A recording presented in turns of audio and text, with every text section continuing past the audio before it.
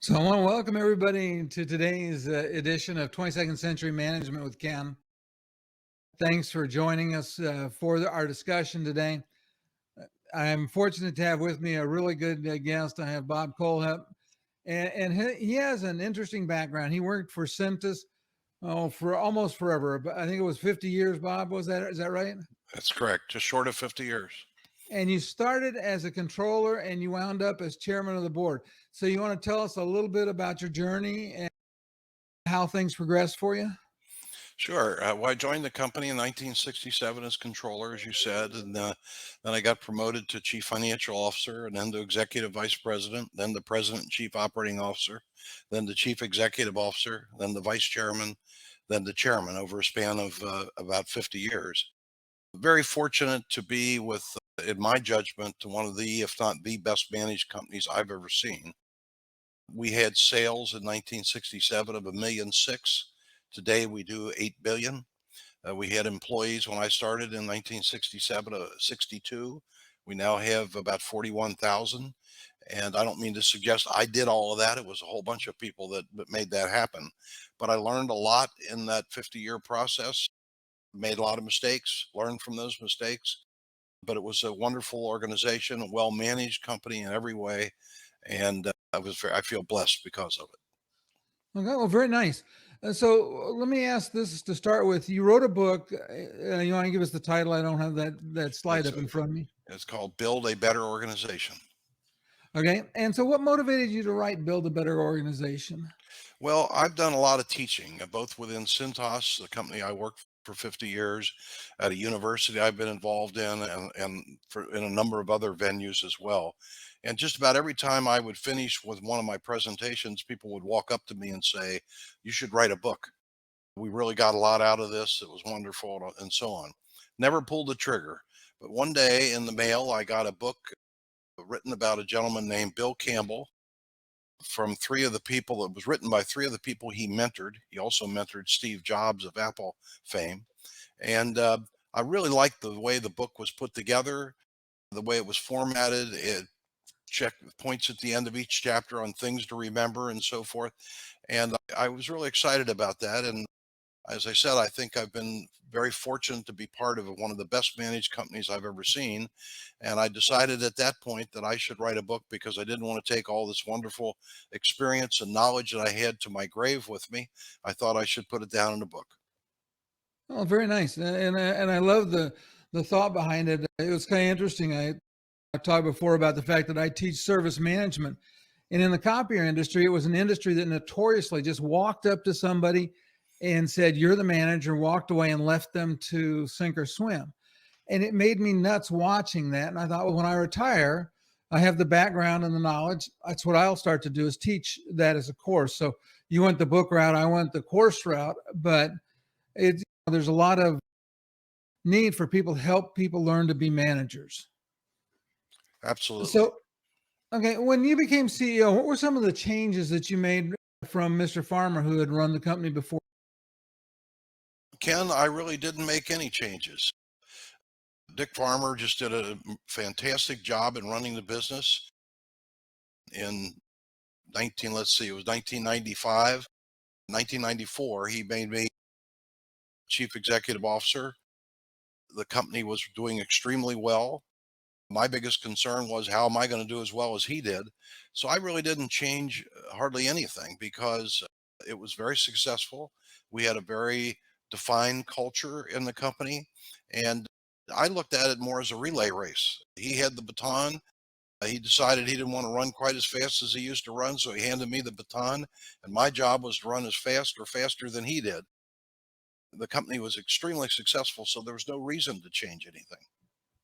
Okay, so you talk about corporate culture, and then your book's about that. So let's talk about some of the things in Cintas that made it a good culture and a good environment for to retain people and made it a good place to work, I guess. Yeah. We decided many, many years ago to define our culture, and we made that decision because we had lost a few management employees, And in analyzing that, we concluded that the reason we lost them was they were not compatible with our culture and our values. But we also recognized that it was our fault because we didn't define what our culture and values were, and we didn't hire those people sharing that culture and values with them. And in retrospect, we realized we probably shouldn't have hired them in the first place. So we very painstakingly wrote down in a book called The Spirit is the Difference what it was like to work at Cintas. What did we believe in? What did we stand for? What were we trying to accomplish? And our culture was made up of three key elements. The first was a principal objective. We wanted to have a one sentence objective that drove every major decision in the company. And our principal objective was to exceed our customers' expectations in order to maximize the long term value for our shareholders and for our partners, which we called our employees. And that one sentence drove every decision we made. And and it was extremely helpful to us. So that was the first part of our culture. The second part of our culture was defining our character. We called it our corporate character. How do we feel about our customers? How do we feel about our employees, our partners? Honesty and integrity, how we expected people to go about doing their jobs, professionalism, and so forth. And so it defined the values that we had as a company. And the third part of our corporate culture was our management system. We had a system where when we had a recurring problem, a recurring issue, we would define the solution to that problem in writing that we called a policy and procedure. And we had a corporate policy and procedure manual that spanned the whole company. And then each operating division and each staff department had a policy manual. And that didn't mean that we just did those things blindly. If there was a situation that the implementation of the policy didn't make sense, we had told people you have to make a decision, you get an exception. If you have to act right away, you act and then tell your boss about it later. But it created sort of the Bible that we use to run the business every day. And those three things, our principal objective, the definition of our corporate character and values, and our management system, is what we called our corporate culture. It was extremely difficult for our competitors to copy because it was intangible. They couldn't. And so we believed very strongly that every organization, everybody in the boat, so to speak, in the organization has an oar. If you can get the vast majority of the people in any organization rowing in the same direction, and by that we meant being compatible with our values and our culture, it became an awesome force and something our competitors simply could not. And you said a lot of things in there that I really like. I'm trying to go back to and remember several of them. The first piece of it is I like the way you defined it. Based on listening to your conversation, it looks like those are more than just a sign on the wall. Because I go into companies all the time and they have these mission statements and things on the wall, but you don't really necessarily see them in action or that people buy into them. It's more like patches over a hole or something that's in the wall. And I'm sure you've been in companies that are like that. But so I think that's huge. You talked about the policies and procedures. And that's one of my things. In fact, very similar to what you just said is when I'm working with service managers, I tell them if they have a problem that occurs more than a couple of times, it needs to be addressed as a procedure. You need to figure out what's causing it and what are the steps to prevent it and put it in writing so that you don't keep fighting the same fire over and over. I like too very much the fact that you talked about empowering the employees and trusting them to make a decision that might even go against the policy as long as they make smart decisions. I'm sure you had people that made the wrong decision, but that's part of life, right? Absolutely. And one of the things that I've said to people many times in and outside of our company is the phrase, the answer is never in your office. When you have a problem, don't think you're going to find the answer to it in a meeting or reading reports.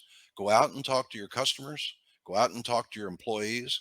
You will find out what the problem is. And if you talk to your employees, they'll usually tell you how to fix the problem. And wondering why in the world you've allowed it to go on as long as you have. And so you have to respect the people that work for you and create an environment where the janitor can question the CEO about how you're doing something. It's up to the CEO to create the environment where the janitor has the guts to say it to the CEO. And it's up to the CEO to have his or her ears open to hear what the janitor is having to say. And too often, people, because they have a college degree and maybe the people they're managing don't, or they have the title manager or supervisor behind their name, think they know more than the people doing the work. They don't. The people doing the work know exactly what's wrong, and they'll usually know how to fix it. But too often, management doesn't go out and solicit their input. Yeah, I was going to say, and too often they don't want their input. I spent some time working at a couple of major corporations when I was in the copier industry. And in both cases, there were times when I saw very clearly things that needed to be done that would make life much better, more consistent, and solve problems that the current processes were creating for our customers. And as soon as I started talking about those things, no, we can't do anything about that. Part of it was the internal silos that exist in companies where everybody's got their little empire and they're going to run their empire that way. And you can't talk to or about somebody else's empire. So having that environment you describe has got to have had a huge impact. Yeah, and I would say the other thing too is part of our culture was to strive for excellence. And in order to strive for excellence, you have to accept the fact that nothing you are doing is as good as it can be and will be in the future. So you have to constantly be challenging everything you do, trying to make it better, getting your people involved in helping you make it better. Because if you aren't improving, you got these people called competitors that are going to catch you and pass you. So it's incumbent for any company that strives for excellence is to constantly be leading, constantly be improving, never accept anything to be as good as it can be. And we used to call that positive discontent. Peter Drucker wrote in a book one time, great companies have an air of positive discontent. What positive discontent meant to us is every policy, every system, every product, everything we did can be and has to be better in the future. Yeah, that, and again, that's so interesting because so many people are of the opinion, don't rock the boat. And the thing that would drive me nuts, and I worked for smaller companies, and you'd ask them why we do something a certain way. That's the way we've always done it. Yeah, the worst answer you can give. Yeah, Yeah, because that means you haven't explored new ideas and new ways. yeah, And there's I think the term is negative entropy, which basically means that if you leave things alone, that they're going to decline. They're going to get continually worse and worse, and not necessarily like decay, but just the sense that they're going to become farther and farther behind uh, behind the competition and behind the technology that's moving forward around you. Somebody that I listen to often says, he makes a statement that the status quo is the enemy of everything that will be. And yet so many people like status quo. yeah. Well, I used to say if you're doing anything the same way you did it 5 years ago, it's probably not the right way to be doing it. So, Yeah. but I think you have to create an environment where you not only accept change, but you embrace change. You're constantly trying to change to get better because the day you think you're as good as you need to be is the day you quit getting better. And that's what Yeah. we meant by positive discontent. Yeah. And it's interesting because that's exactly what I tell service managers. You constantly want to get one. I use the expression 1% better all the time because you're always just getting even just a little bit better. I mean, some of the stuff as a service manager, when they come into an organization or when they get promoted, there's some low hanging fruit that they can pick pretty easily. But then after that, it's just a steady process of trying to get better. Look at everything constantly. Try to see what you can do to level up your people, what you can do to level up your organization, your customer relations. All of those things are so important. And yet, there's lots of examples of people that don't understand that. I don't know if you've read the book. Probably one of my favorite books was Customers for Life by Carl Sewell. I have And not. he runs or was running at least, the most successful and highest rated luxury car dealership in the United States. Oh, it's right here in Naples, Florida. Sewell Cadillac. Yeah, well, it Yeah, started in Dallas, and that did it? shows you how far, Right. and he's still in Dallas. What he does is he has this incredible focus on trying to make customer service better. And so many companies, I get so aggravated when I go into a company that doesn't have good customer service. Again, I like the fact that you talked about going out and talking to customers. I encourage my service managers to have a like a lunch and learn, which is in most places it's you're going to bring people in and sell to them. I've said bring people in, you pick some unhappy customers, some happy customers, bring them in and ask them what they don't like about doing business with you. Mhm. Because Yeah, if you can find those answers, you can fix your company. exactly. The other problem I see too is, and one of the things we preached incessantly was to revere our customers. When we would teach our corporate culture course, I would teach it a lot myself. I would say, you got to understand something. We, without customers, we couldn't pay your paycheck. We couldn't buy any more uniforms. We couldn't buy any more trucks. We wouldn't have a company. So what we need to do, we said we have two rules about the customer. First rule was the customer's always, but then we said, well, we need to have a second rule because sometimes customers are unprofitable. Sometimes they're rude. Sometimes they're hard to deal with. Sometimes we have this problem or that problem with them. And we'd say the second rule is go back to rule number one. You just have to take care of your customers. And I think unless you create an environment, a culture where people revere our customers, will do whatever it takes to make them happy, then you start taking customers for granted, and that's the worst thing in the world you could do. I like the fact that you made that was actually a class Oh yeah. uh, that you taught. I think that is again, it's so important. I see, and of course, especially being in the service industry, and while Centus was not necessarily in the repair business, you still had the direct customer relationship between your drivers and the customers, and a lot of the same customer service type things that a copier dealer would have. And like I said, I love the fact that you just constantly drove that point home. I think it is just so needed. Well, we documented it, we taught courses on it, but most importantly, we lived it every day. When anybody was doing anything that was out of sync with our culture, we dealt with it, we got it out on the table, we talked about it, and we remedied it. And as you said earlier, I mean, before Enron imploded, they had a beautiful statement in their annual report about what their overall objective was. Problem is, nobody followed it, especially the people at the top. So it's like a diet. It's easy to say you want to go on a diet. The hard part's doing it every day. And that's what's the same thing's true of culture. It's easy to define your culture. The hard part is living it every single day.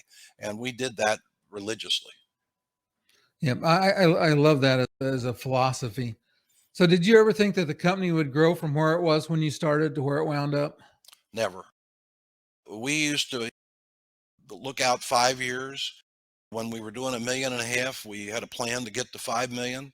When we got to 5 million, we had a plan to get to 10 million, and then 10 million to 25 million. It was done in 5 year increments. If you would have told me in 1967 we'd be doing $8 billion today and have 42,000 employees, I would have told you were nuts. But each 5 year increment, it seemed very reasonable. You just don't know how much I love what you just said, because one of the things that frustrates me about the copier industry is most dealers don't have a 5-year plan. And I think that that is so important that you're looking out. And I'm talking about a plan that actually gets you to where you want to go.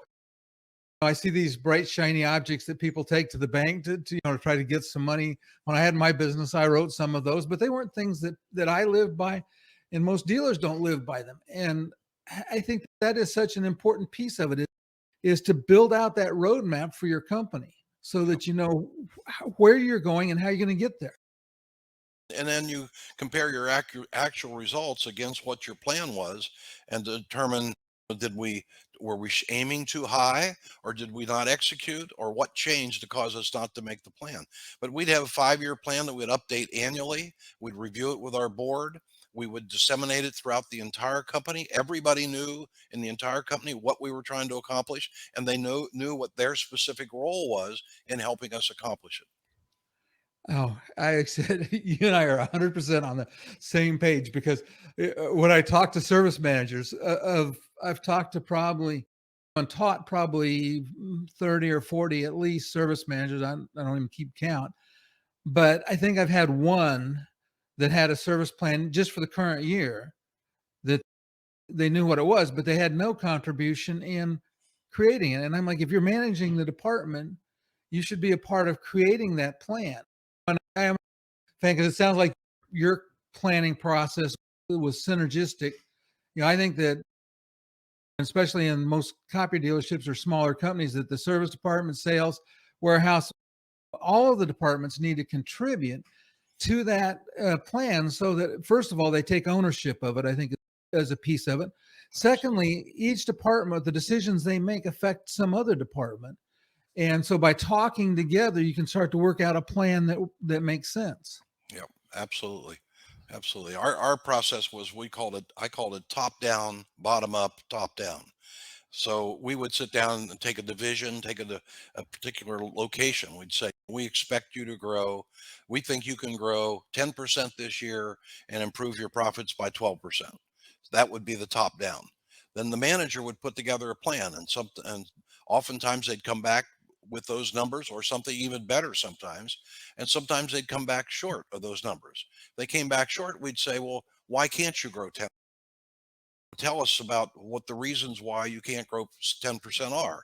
If they made sense, we might allow them to grow 6 or 7 or 8%. If they didn't make sense, we'd say to them, look, if you can't grow this thing 10%, I got 20 other guys in this company that I think can. Now you tell me, can you get it done or can't you? And you usually come back and say, oh, we'll get it done. And they'd usually beat it every time. Yeah, no, I understand. Okay, so what do you think is the most important trait of successful people?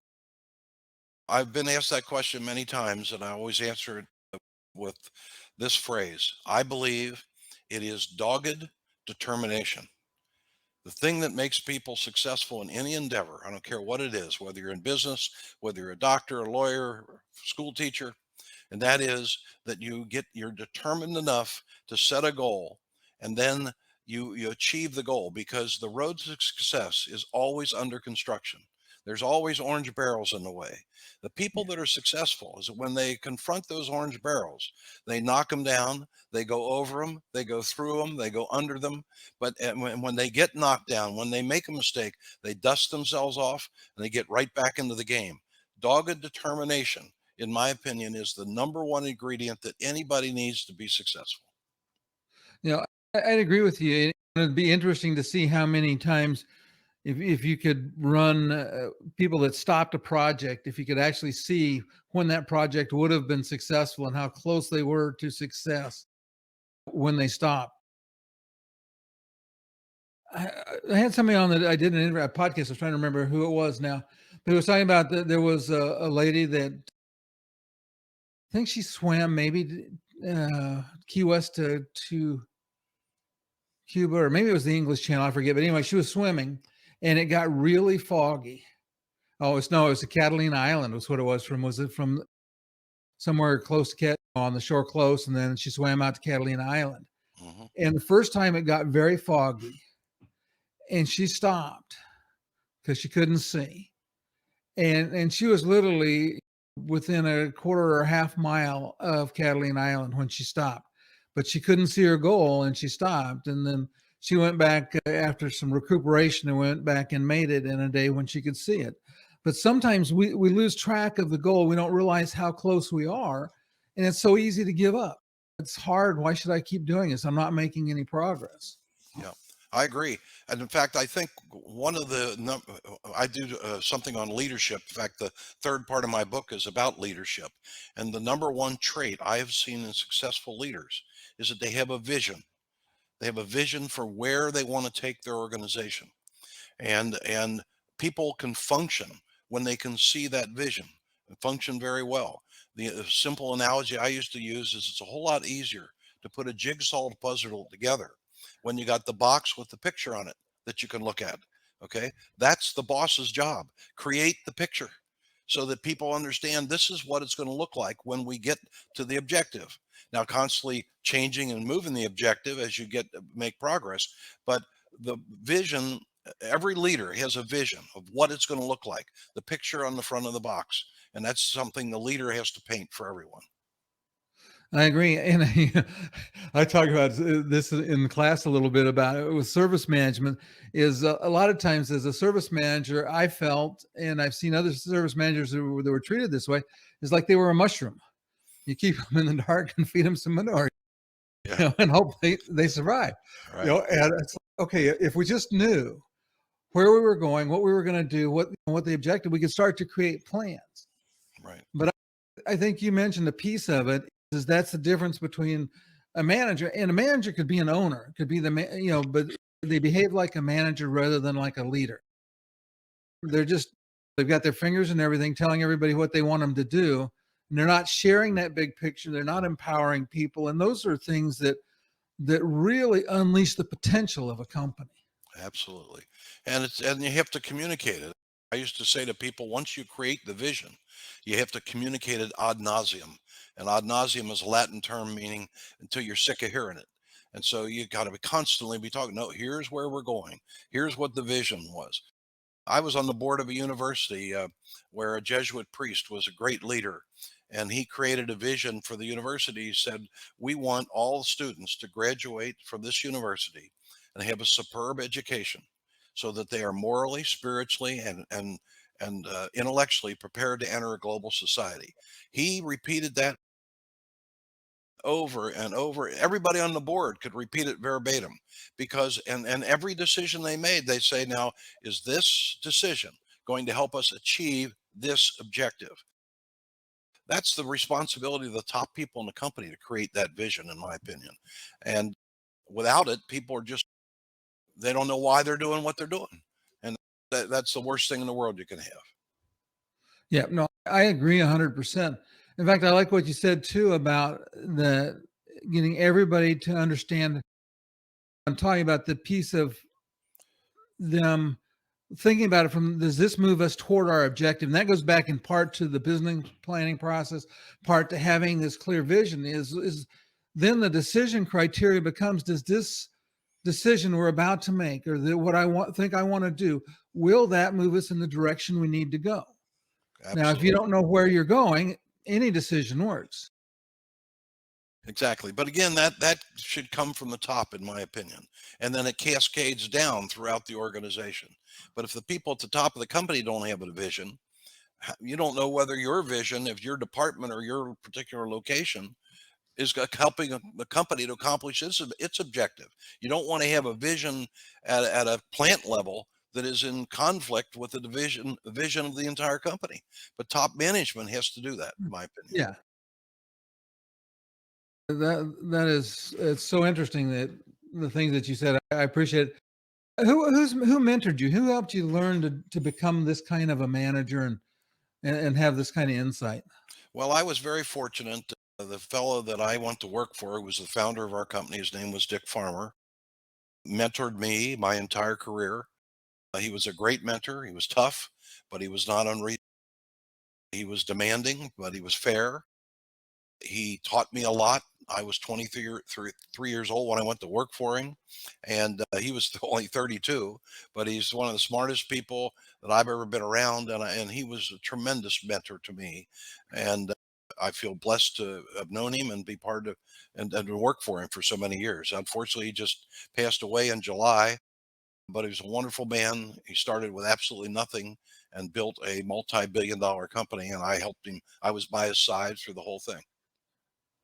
Well, that's amazing to have a mentor like that. It was interesting. I had a mentor when I worked for a copier dealership in El Paso. When I had started out owning a dealership and didn't know anything about it, and decided that I couldn't manage salespeople and sold and went to work for somebody else eventually. But one of the things that he taught me to do, and I guess that's part of why I am so big on the business planning piece, is I would go into Tony's office and say, Tony, I think we ought to do this. And he'd look at me and he'd be like, what's it going to cost? What's the benefit? What's the risk? What's the ROI? And after a couple of times I got it, and he made me go out and put that all together on paper and bring it into him. And then I got to the point that I knew that when I walked in with a plan, that I should have a plan rather than a wild idea, and document it and show him those kinds of things. And that was one of the formative things in my career, was what he taught me about that side of running the business. Yeah. Well, one of the best things I learned from Dick Farmer was having high expectations. I have an entire chapter in my book about having high expectations. If you have high expectations for yourself and for the people that work for you, you will accomplish a lot more. And when I would teach a course on leadership, I'd always say, think in your own life, who got the most out of you? They may not be your most favorite person, may not be the guy or gal you'd go down and have a beer with at the bar, but who stretched you? Who pushed you to do things you didn't think you were capable of doing? And inevitably, everybody in the room would, somebody's name would pop into their mind. And I'd say, now, let me tell you something. What all those people had in common, they had high expectations of you. They didn't accept good performance. They wanted excellent performance. And the minute you accomplished something, they pushed you to accomplish something else. They helped you over the humps. Sometimes they screamed you over the humps. Sometimes they pushed you over the humps. But you got over the hump and you said, this isn't that hard. I can do this. And then they did it to you again. And my message to everybody in the room was, now it's your job to do that for the people who work for you. You have to do the same thing. Don't accept good. One of the sayings we had at Cintas was, good isn't good enough. And so strive for excellence, constantly strive for excellence. And if you do that, you will make people better. And I think the art of being a great manager and a great leader is learning how to stretch people without breaking them. I would agree 100% with that. Well, you know what? I've really appreciated having you on, Bob. If you'll hang around for just a minute, I'm going to say goodbye to the folks. And by the way, everybody, for just to be different, I do have next week's topic, leadership insights and loose lug nuts. It's Rocky Romanella. This one's going to be another interesting discussion on leadership. We do a lot of leadership on the channel. And if you're not following my page on LinkedIn, or you're not subscribed to my podcast on audio or my YouTube channel, please do so. It helps it grow. And we thank everybody for watching. We'll see everybody next week.